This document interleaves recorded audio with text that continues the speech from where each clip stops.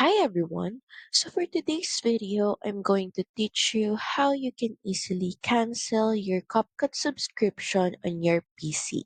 So in the search bar, let's head over to CapCut.com. Click on Try Online and in this page, just log in to your CapCut account. So once you're done logging in, you will be redirected in this page.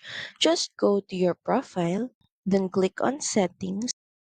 Next, just click this button beside Delete Account.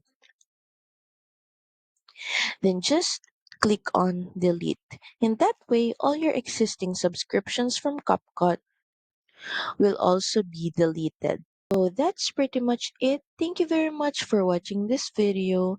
I hope that this helped you on how you can easily cancel your subscription on CapCut on your PC.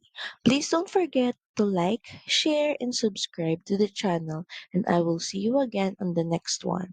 Bye!